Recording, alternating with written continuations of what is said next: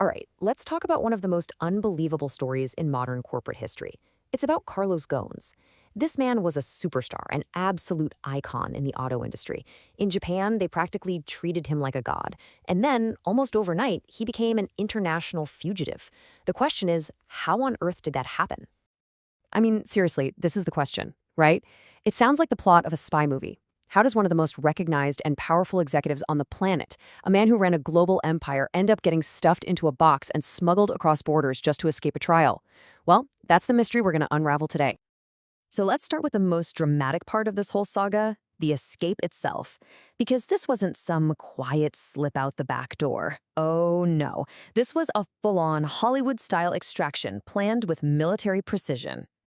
Okay, picture this. It's December 29th, 2019. Ghosn, who's out on bail, just casually walks out of his house. He meets up with a team of specialists. We're talking former U.S. Green Berets here. Then he climbs inside this huge black case, the kind you'd use for concert speakers, with some breathing holes drilled in the bottom. That box gets rolled onto a private jet, and boom, he's flown to Lebanon, a country that doesn't have an extradition treaty with Japan, just gone. It's absolutely wild. Now, to understand why a man would go to such insane lengths, you first have to understand who Carlos Ghosn was. This guy wasn't just another CEO. He was a legit titan of his industry. So back in the late 90s, Nissan was circling the drain, close to total collapse.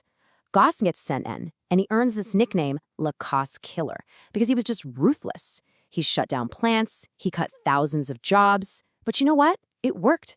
He pulled off this spectacular turnaround and became a national hero in Japan, which for a foreign executive is almost unheard of. They saw him as a corporate savior. And the power he had was just immense. He was the mastermind behind the Renault-Nissan-Mitsubishi alliance.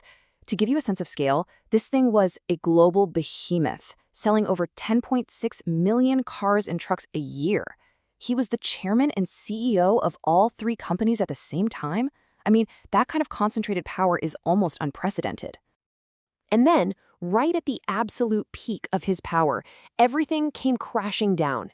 In a single moment, his entire identity shifted. He went from being the celebrated savior to a corporate suspect. So you can see the whole arc right here. The rise begins in '99, the empire expands in 2016, and then bam, the fall. November 2018, his private jet touches down in Tokyo, and Japanese prosecutors are waiting for him. They arrest him right there on the tarmac. And just over a year later, he pulls off that escape. So why the dramatic arrest? Well, the official charges were really serious. Prosecutors in Japan accused him of hiding his income from financial regulators, to the tune of more than $80 million over several years. They also claimed he was misusing Nissan's money for his own personal stuff. Okay, and this part is absolutely critical to understanding Ghosn's side of things. He claimed he was a victim of what critics call Japan's hostage justice system. Now, what does that mean?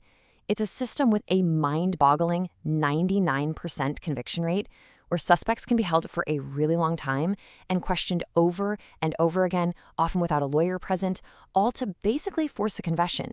You gotta keep this in mind to understand why he felt he had to run. And that brings us right to the heart of this whole mess. Was this a straightforward case of a greedy CEO getting caught? Or was there something else going on behind the scenes? Because there are two completely different stories here. So on one side, you've got Ghosn's version. He says this was a corporate coup, plain and simple. He claims Nissan executives were terrified of a full merger with Renault, the French carmaker, and that they framed him to stop a foreign takeover and protect their own jobs. Then you have the other side, Nissan and the prosecutors. They say, nope, an internal investigation turned up undeniable proof of financial crimes. This wasn't a coup, it was about greed, and he got caught. And what makes this so fascinating is that there's compelling evidence on both sides. You have a United Nations working group that actually looked into his case and called his long detention arbitrary and fundamentally unfair. That definitely seems to support Ghosn. But then you have the guys who helped him escape, an American father and son who were later extradited from the United States to Japan. They were tried and sent to prison for their role. That kind of action seems to really legitimize Japan's case, right? It's just a total head-scratcher. So, what's the truth? Where does it actually lie? We're left with this guy who is, at the same time, a fugitive running from the law and a man who says he's a victim of a corrupt system. So the verdict? Well, that's up to you. This is really the question that sits at the very core of this whole thing. Ghosn has always said he didn't flee justice, he fled injustice. But does anyone really have the right to just decide they're above the law of an entire country? It's a massive ethical question, and there's definitely no easy answer.